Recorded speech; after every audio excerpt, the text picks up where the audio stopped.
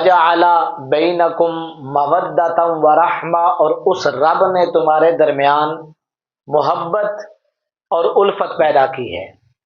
یعنی اللہ رب العزت نے فطری طور پر اس رشتے میں پیار رکھا ہے اور محبت رکھی ہے، لیکن اس پیار اور محبت برے رشتے میں کیوں دراڑ آ جاتی ہے، کیوں یہ بڑی تیزی کے ساتھ ٹوٹ جاتا ہے، یا آج کا جو دور ہے، موجودہ دور کے اندر طلاق کا رجحان بہت زیادہ بڑھ چکا ہے۔ اس کی پہلی وجہ تو یہی ہے کہ ہر مسئلے کا حل علیحدگی ہی سمجھا جاتا ہے۔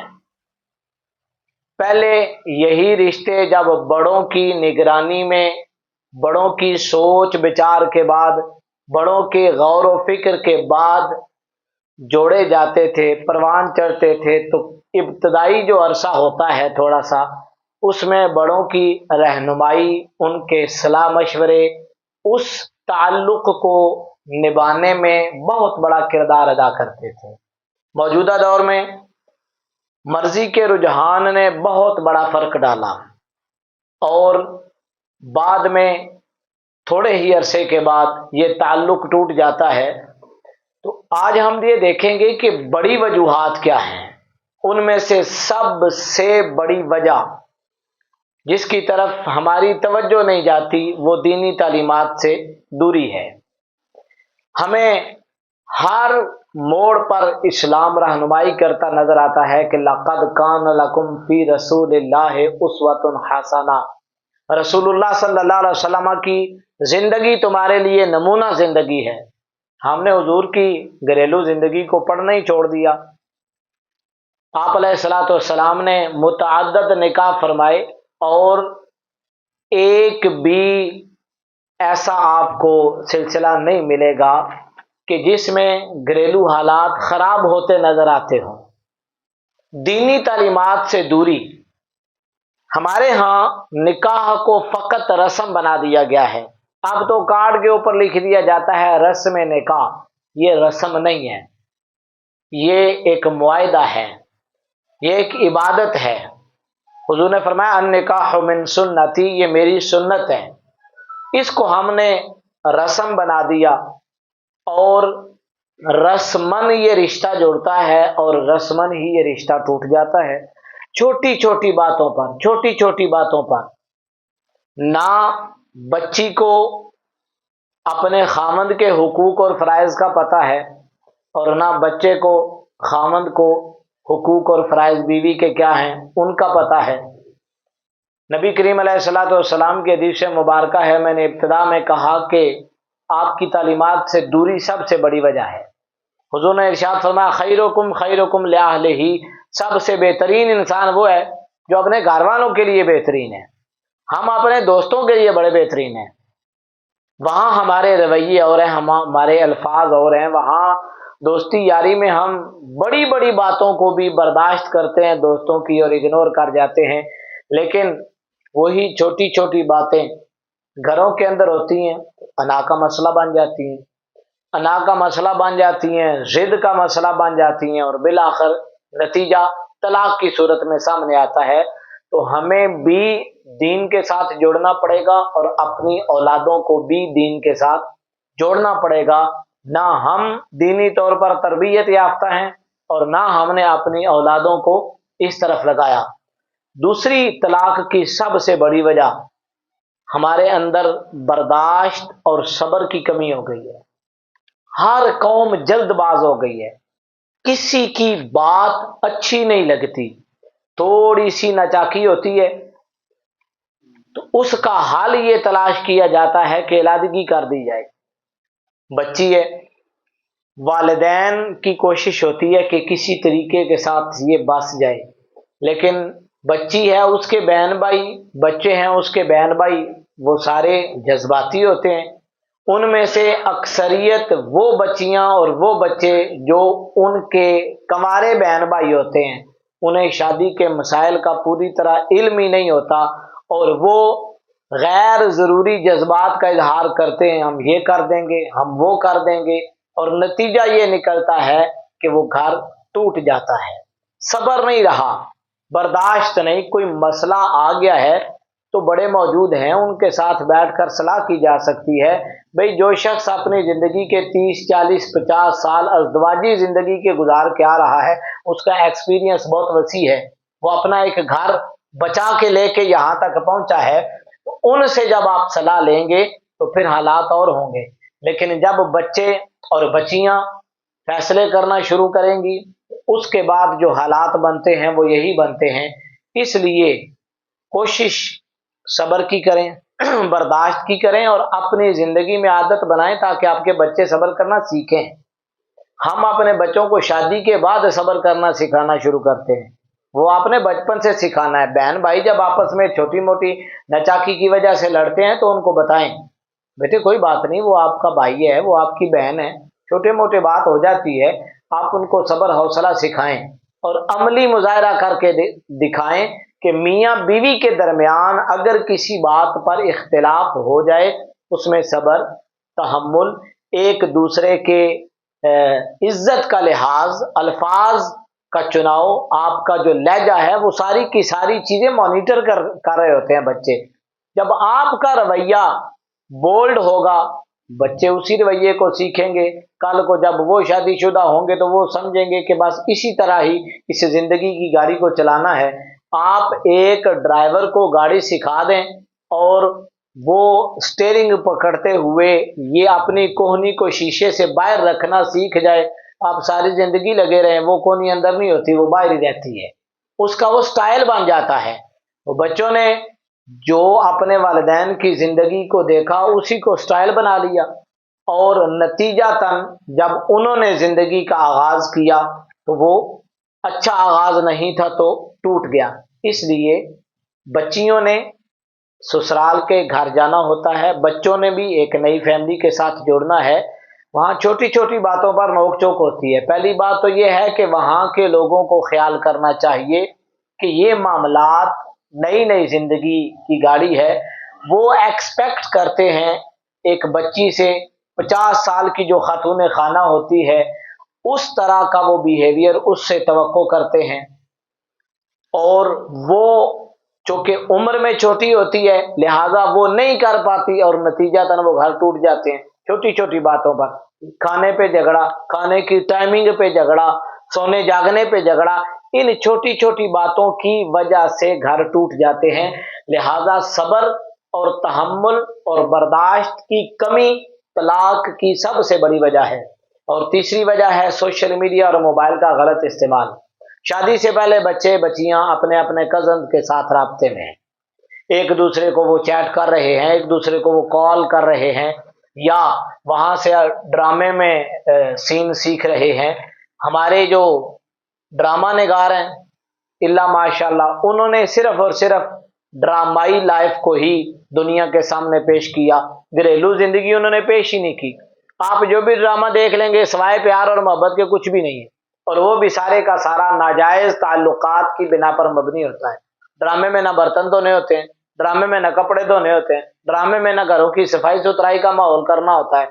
वहां सिर्फ और सिर्फ दिखाया जाता है कि जिंदगी सिर्फ और सिर्फ बैठ के प्यार मोहब्बत की बातें करने का नाम है, और बच्चियां बच्चे वही सीख जाते हैं और वो ड्रामाई लाइफ का आगाज करते हैं।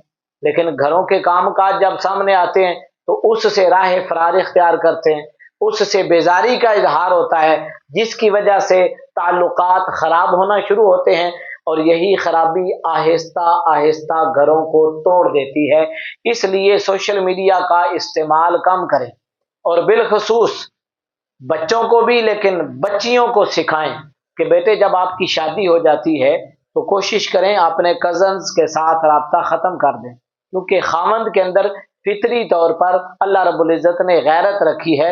बिलखसूस आपके जो मेल कज़न हैं उनके साथ तो राब्ता बिल्कुल ख़त्म करें, और जो फीमेल कज़न्स हैं और उनमें से बिलखसूस वो जो गैर शादीशुदा हैं उनके साथ अपने ताल्लुकात को कम करें। क्योंकि जब घरों के अंदर मसाइल पैदा होते हैं तो इंसान के जो दाएं बाएं उसकी मुशावरती टीम होती है उसका बड़ा किरदार होता है। वही मुशावरती टीम उस घर को जोड़ने में भी अपना रोल प्ले कर सकती है اور وہی مشاورتی ٹیم اس گھر کو توڑنے کی بھی وجہ بن سکتی ہے۔ اس لیے اپنے دائیں بائیں بزرگ موجود ہیں فیملیوں کے اندر، کوشش کریں کہ ان معاملات میں ان سے صلاح لیں، کیونکہ جو غیر شادی شدہ ہیں یا نئے نئے شادی شدہ ہیں وہ اپنے تجربات کی روشنی میں بات کرتے ہیں اور جذباتی بات کرتے ہیں، اور ہمیں اس وقت جب آپ غصے میں ہو نا تو جو جذباتی بات کرتا ہے وہ ویسے ہی بہت اچھا لگتا ہے، جو گھر کو توڑنے کی بات کرتا ہے وہ بڑا پیارا لگتا ہے، وہ کہتا ہے یہ میرے فیور کی بات ہے۔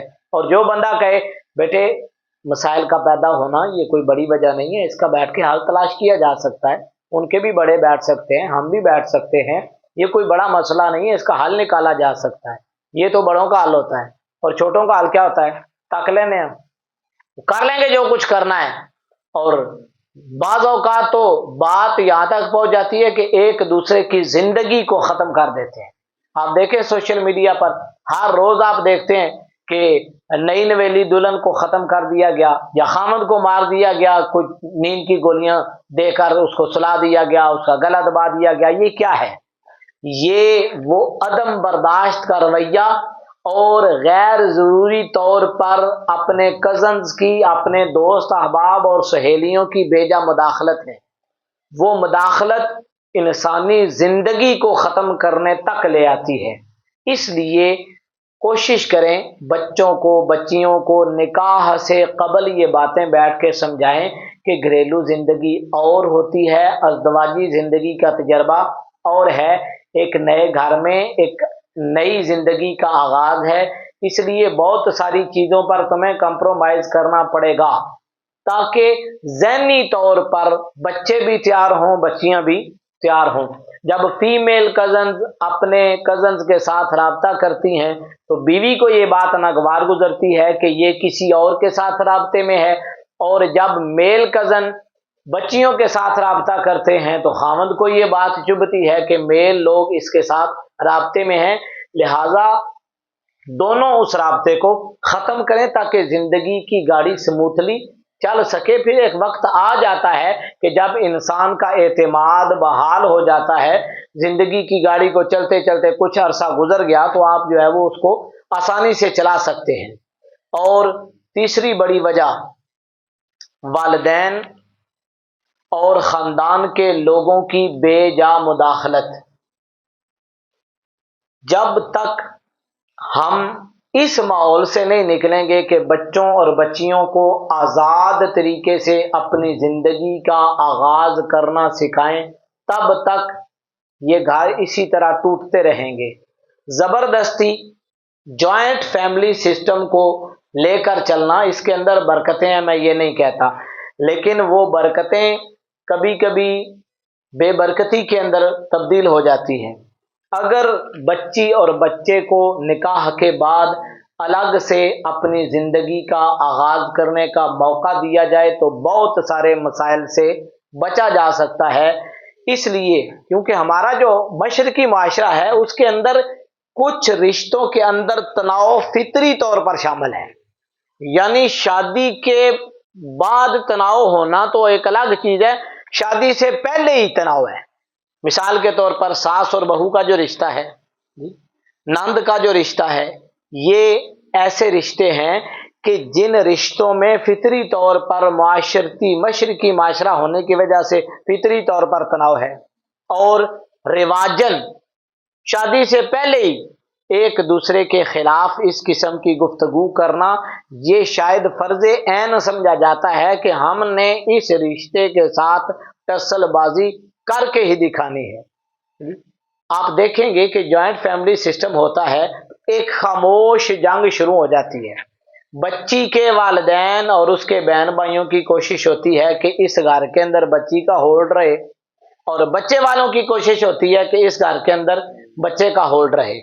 اب اس میں دونوں خاندانوں کی آپس میں ایک خاموش جنگ شروع ہو جاتی ہے، اور وہ خاموش جنگ یہ ان کے ذاتی مسائل نہیں ہیں، نہ بچی کا مسئلہ ہے نہ بچے کا مسئلہ ہے، یہ ان دونوں کے خاندانوں کا اور ان خاندانوں کے افراد کا مسئلہ ہے۔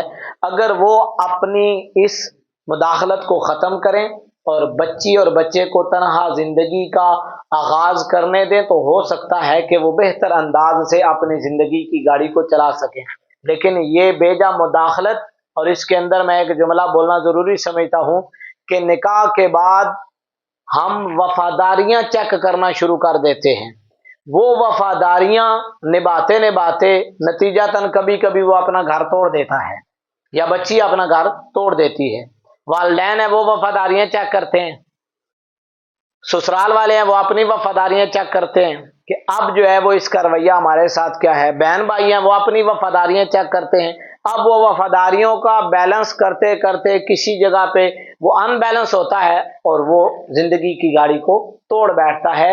اس لیے بے جا جو مداخلت ہے خاندان والوں کی، اور اس حوالے سے میں ایک جملہ کہنا ضروری سمجھوں گا بالخصوص اپنی خواتین کو، ماؤں بہنوں کو، کہ مائیں اپنے بچوں کو اس حوالے سے آزاد کریں، ان کی وفاداریاں چیک کرنے کے بجائے انہیں سپورٹ کریں تاکہ وہ اپنی زندگی کا آغاز بہتر طریقے سے کر سکیں۔ اور اس حوالے سے اسلامی فلسفہ دنیا کا سب سے بہترین فلسفہ ہے۔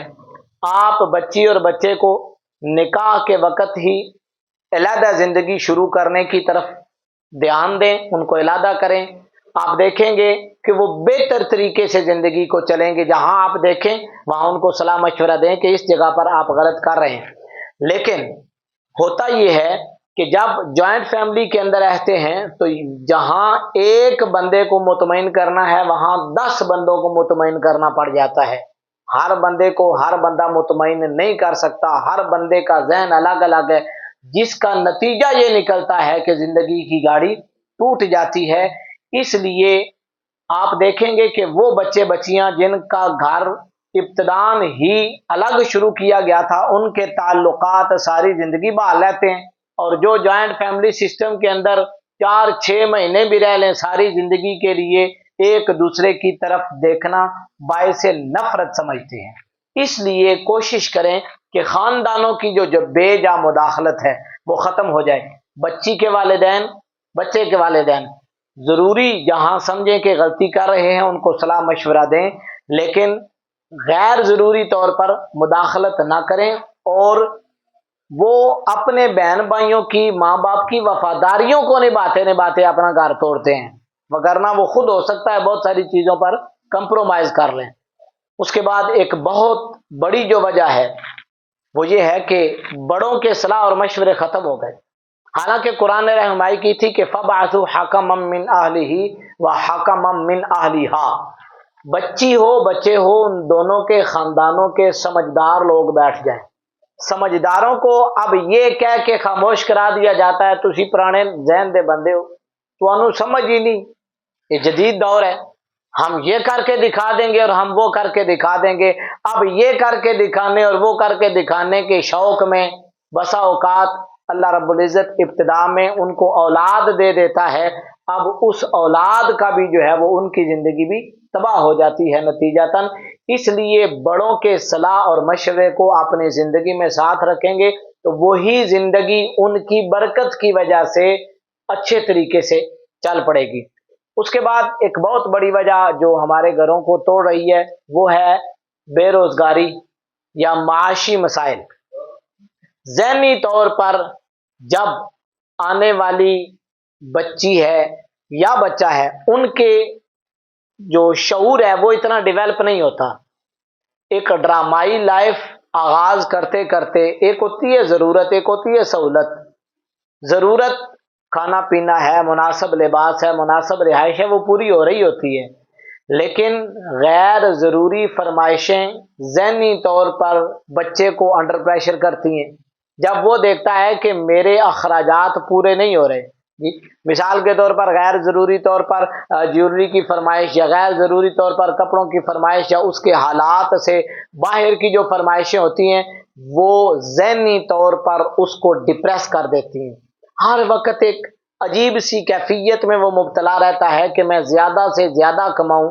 اب وہ جو جاب اس کے پاس ہے یا جو کمائی کا ذریعہ اس کے پاس ہے اب اس میں وہ ضرورتیں پوری نہیں ہو رہی ہوتی، اب وہ مسلسل سٹریس کی وجہ سے، مسلسل ٹینشن کی وجہ سے बिल आखिर वो इसका हाल ये निकालता है कि यार इस मामले से जान ही छुड़ा ली जाए पक्की।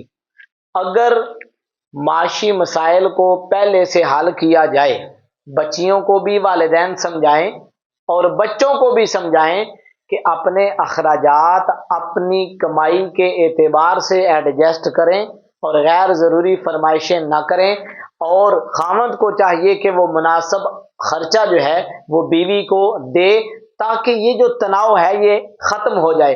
और अगर इस मामले को इसी तरह छोड़ा गया, और दूसरी एक बहुत बड़ी वजह यह है कि हमारे बच्चे और हमारी बच्चियां अपनी ज़िंदगियों को दूसरों की ज़िंदगी के साथ कंपेयर करती हैं, मवाजना कर, वो देखे फलां ने ये भी चीज़ ले ली है, फलां का घर भी अपना बन गया है, फलां ने गाड़ी भी ले ली है, और हमारा क्या है। अब ये मवाजना हर एक के हालात अलग अलग होते हैं। मिसाल के तौर पर एक पहले से ही ख़ानदानी तौर पर माशी हवाले से मजबूत इंसान है, और एक जो है वो अपनी ज़िंदगी का आगाज़ कर रहा है, अपने आबाओ अजदाद की तरफ से वो कोई मजबूत माशी ज़िंदगी नहीं गुजार रहा, उसमें फ़र्क होता है। जब आप मुआवजा करते हैं और एक दूसरे को फिर ताने देते हैं कि तुझसे होता कुछ नहीं, और फलां जो है वो फलां जगह पे पहुंच गया है, तो फलां जगह पे पहुंच गया है, ये रोज रोज के ताने और रोज रोज की ज़हनी स्ट्रेस और ये जो माशी दबाव है, ये हमें इस बात की तरफ ले जाता है कि घर टूट जाते हैं।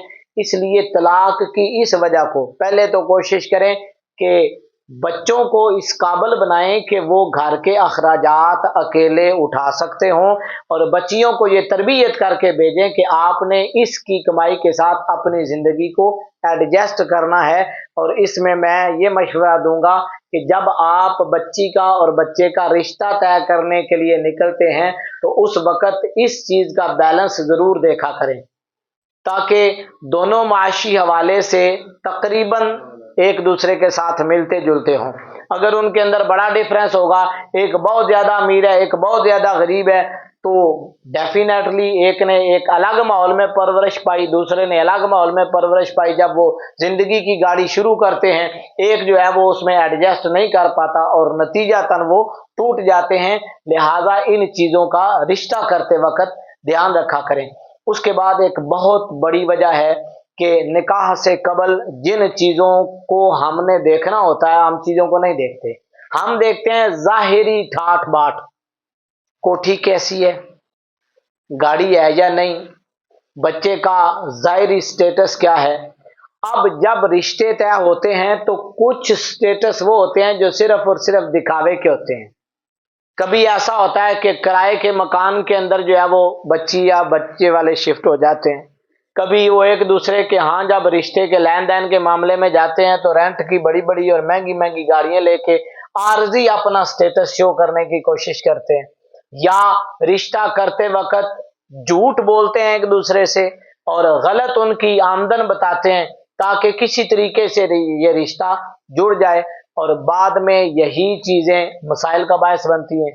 बाद में वो लग्जरी गाड़ी जब मोटरसाइकिल पे आती है, जब वो बड़ी कोठी जो है वो छोटे से मकान में तब्दील हो जाती है, या जब वो लाखों की कमाई चंद हज़ार में ज़ाहिर होती है, तो उस वक़्त मसाइल बनना शुरू हो जाते हैं। तो जब हम बुनियाद झूठ पर रख देते हैं तो बाद में वजह तलाक की सबसे बड़ी ये वजह बन जाती है। इसलिए अपने मामलात सच के ऊपर रखें, जो है और जैसा है आप खुल के बता दें। अगर अल्लाह रब्बुल इज़्ज़त ने नसीब लिखा हुआ है तो वहाँ जुड़ जाएगा। गैर ज़रूरी तौर पर झूठ बोल के इन रिश्तों को जब जोड़ा जाता है तो नतीजतन बहुत जल्दी वो तलाक तक पहुँच जाते हैं। इसलिए जब आप रिश्ते करते हैं तो माशी हवाले से भी और माहौल के हवाले से भी, एक तरफ टोटल दीनी माहौल हो, दूसरी तरफ टोटल सेकुलर माहौल हो, बिल्कुल अलग अलग तजर्बा होता है, और वो भी गाड़ी ज़िंदगी की अच्छे तरीके से नहीं चला सकते हैं जी। एक तरफ वो है कि जिसका ज़हन ये है कि ये इस्लामी लिबास के अंदर आए, दूसरी तरफ वो है जिसका टोटल सेकुलर कल्चर है और बोल्ड किस्म का लिबास पहनने वाले बच्चे बच्चियां हैं। जब उन बच्चे बच्चियों की तरबियत इस अंदाज से हुई है, जब आप उनको बुरके के अंदर लेकर आएंगे या इस्लामी लिबास के अंदर लेकर आएंगे तो तनाव शुरू हो जाएगा और नतीजतन जो है वो। इसलिए जब आप रिश्ता करते हैं اس وقت یہ چیزیں مانیٹر کیا کریں، ظاہری ٹھاٹ باٹ کی بجائے جن چیزوں کو اسلام نے دیکھنے کا حکم دیا ہے، مال و اسباب کو بھی دیکھیں، ان کے اخلاق کو بھی دیکھیں، ان کے کردار کو بھی دیکھیں۔ اور پھر ہمارے ہاں ایک جو الگ سے رواج ہے کہ دنیا گلوبل ولیج بن گئی ہے، غیر ملکی جو افراد ہیں وہ آپس میں رشتے جب طے کرتے ہیں تو بالکل ہی ٹوٹل جو ہے وہ کلچر ڈیفرنٹ ہوتا ہے، اور نتیجتاً بعد میں زندگی کی گاڑی ہم توڑ دیتے ہیں۔ اس کے بعد انا اور ضد، یہ جو ضد ہے نا، جس کو آپ پنجابی میں اردو میں کہتے ہیں، یہ انسان کو مار جاتی ہے۔ بعض برادریوں کے اندر اور بعض خاندانوں کے اندر یہ بطور سٹیٹس گنوایا جاتا ہے کہ ہم فلاں ہوتے ہیں اور ہم کسی کے ساتھ جو ہے وہ ایسے بات نہیں کرتے اور نہ ہم کسی کی بات سنتے ہیں۔ اب یہ کلچر بچوں کے اندر آپ نے منتقل کر دیا۔ اب وہ ذرا سی بات ہوتی ہے، اب سوری کہنے کا یا معافی کا تو سب وہی ذہن سے ختم ہو گیا۔ ذرا سی بات پہ آپ جب بچوں کو بچیوں کو یہ کہیں گے کہ ان کی ایسی کی تیسی تو ہم یہ کر دیں گے، اب بچے سوچتے ہیں کہ پتہ نہیں ہم کیا کر لیں گے، اور بعد میں نتیجہ یہ نکلتا ہے کہ ایک دوسرے کو سوری نہیں کہتے۔ نسلوں کے اندر یہ چیز چلی جاتی ہے، یہی انا۔ یہ بسا اوقات چھوٹے چھوٹے معاملے ہوتے ہیں جو قابل حل ہوتے ہیں، یعنی بیٹھ کے دو بندے بھی اس بات پر کمپرومائز کر سکتے ہیں، اس بات پر بات کی جا سکتی ہے، لیکن بات کرنے کی بجائے اس کو خام خواہ انا کا مسئلہ بنانا، بعض لوگ اس کو اپنا شعبہ سمجھتے ہیں، شوق سمجھتے ہیں، اور وہ شوق آپ کو نہیں، آپ کے بچوں کی زندگی کو بھی تباہ کر رہا ہوتا ہے۔ اس لیے انا، ضد اور میں کی دنیا سے باہر نکلیں، اور چھوٹے چھوٹے معاملات میں بچوں کو بچپن سے سوری کہنا سکھائیں۔ جب بچہ غلطی کرے، بچے کو بولیں بیٹے یہاں آپ کی غلطی ہے، آپ سوری کریں، اس کو سوری بولنا سکھائیں۔ جب ہم اپنی زندگی میں معافی کے لفظ کو ختم کر دیتے ہیں نا، تو کسی جگہ بچے کو معافی مانگنی پڑ جائے، کسی جگہ بچی کو معافی مانگنی پڑ جائے، معافی نہ مانگنا گھر کو توڑ دیتا ہے۔ وہ کیا کہتے ہیں، میں معافی نہیں مانگنی پاویں میری مونڈی لے جائے۔ اب وہ ایک چھوٹا سا لفظ ہے، اس لفظ کے لیے مونڈی تو آپ اپنی اتار سکتے ہیں، گردن تو آپ اپنی اتار سکتے ہیں، لیکن وہ ایک لفظ نہیں بولنا۔ تو کبھی کبھی اپنی زندگی کی گاڑی کو آگے چلانے کے لیے یہ چھوٹی چھوٹی باتیں ہوتی ہیں، ہم نے اسلامی تربیت نہیں سیکھی۔ اس کے بعد ہے جی کہ غیر تربیت یافتہ نسل، ہم نے غیر تربیت یافتہ نسل معاشرے کو دی ہے کیونکہ ہم خود غیر تربیت یافتہ تھے، نہ ازدواجی زندگی گزارنے کا خود تجربہ سیکھا، نہ اپنی نئی نسل کو سکھایا، اور غیر تربیت یافتہ ڈرائیور کے ہاتھ میں جب آپ گاڑی دے دیں گے تو ڈیفینیٹلی وہ ایکسیڈنٹ مار کے آئے گا۔ آپ سیانے بندے، آپ یہ دیکھیں کہ کوئی بھی کمپنی جب تک وہ پروفیشنل کورس نہ کیا ہوا ہو جاب نہیں دیتی۔ آپ نے اس کے متعلقہ تعلیم بھی حاصل کی ہوئی ہو، اور تعلیم حاصل کرنے کے ساتھ ساتھ اس کے متعلقہ جو پروفیشنل ڈپلوما یا ڈگری ہے وہ نہ کیا ہوا ہو، اور آج کل تو ساتھ ایکسپیرینس بھی مانگتے ہیں، لیکن کم از کم وہ تھیوری پڑھی ہوئی ہو اور اس کا متعلقہ پروفیشنل کورس کیا ہوا ہو، تو تب وہ آپ کو جاب پر بٹھاتے ہیں۔ اب مجھے آپ بٹھا دیں کہ جی آپ نے مریض چیک کرنے ہیں اور آپ نے نسخے لکھنے ہیں، تو میں کیا نسخے لکھوں گا جی؟ یا جس آدمی نے زندگی میں قرآن و حدیث کو کھولا ہی نہ ہو، آپ اس کو ممبر پر بٹھا دیں گے جی آپ نے لوگوں کا واعظ و نصیحت کرنی ہے، تو وہ کیا واعظ و نصیحت کرے گا؟ وہ اسی طرح کی واعظ و نصیحت کرے گا جس طرح کی آپ سوشل میڈیا پر دیکھ رہے ہیں۔ نفرتوں کو ہم پروان چڑھائیں گے۔ اس لیے بچوں کو بچیوں کو باقاعدہ کورس کروائے جائیں۔ کورس کا مطلب، شادی کورس ہمارے معاشرے میں اور طرح کے ہیں۔ شادی کورس کا مطلب یہ ہے کہ آپ بچوں اور بچیوں کو حقوق اور فرائض سکھائیں تاکہ وہ سیکھیں، ایک دوسرے سے سیکھیں گے تو تب وہ معاملات۔ اور اگر آپ دیکھیں کہ مارکیٹ کے اندر یہ چیزیں موجود نہیں ہیں تو خود پڑھیں، خود اپنے بچوں کو بچیوں کو بٹھائیں اور سکھائیں۔ یا آپ دیکھیں آپ کے معاشرے میں دینی ذہن رکھنے والے علماء موجود ہیں، معلمات موجود ہیں، ان کے پاس اپنے بچوں کو اپنی بچیوں کو تربیت کے لیے بھیجیں تاکہ وہ وہاں سے سیکھ کے آئیں۔ جب ایک چار دیواری کے اندر ہی آپ ان کو رکھیں گے، اس چار دیواری کے اندر جو ماحول ہے بس وہ وہی سیکھے گا، اس کے آگے کی زندگی اس کے سامنے نہیں ہے۔ وہ چار بندوں کے اندر جب جا کے بیٹھیں گے، کسی کلاس کے اندر جا کے بیٹھیں گے، کسی استاد کے پاس جا کے بیٹھیں گے، تو پھر وہ ایک الگ ماحول سیکھ کر آئیں گے۔ اور آخری بات یہ ہے کہ غیر تربیت یافتہ والدین، تو پہلے سب سے بچوں پر توجہ دینے کے بجائے اپنے اوپر توجہ دیں، وگرنہ نئی نسل کو ہم کچھ بھی نہیں دے سکیں گے۔ ہم نے خود اپنی زندگی کا اگر آغاز غلط کر لیا ہے تو آپ کبھی بھی توقع نہیں کر سکتے کہ آپ کے بچے جو ہے وہ بڑی آئیڈیل زندگی گزاریں گے۔ اس میں کوئی شک نہیں کہ طلاق جائز ہے، لیکن جائز چیزوں میں میرے کریم آقا صلی اللہ علیہ وسلم نے ارشاد فرمایا سب سے ناپسندیدہ جو عمل ہے وہ طلاق ہے۔ اس لیے ان تمام چیزوں کا حل یہی ہے کہ دین کے ساتھ جڑیں، رسول اللہ صلی اللہ علیہ وسلم کی زندگی اور اسوہ کو اپنائیں، تاکہ طلاق کی ریشو ہمارے معاشرے کے اندر کم ہو سکے۔ اللہ رب العزت ہمیں سمجھ کر عمل کی توفیق عطا فرمائے۔ وآخر دعوانا الحمدللہ رب العالمین۔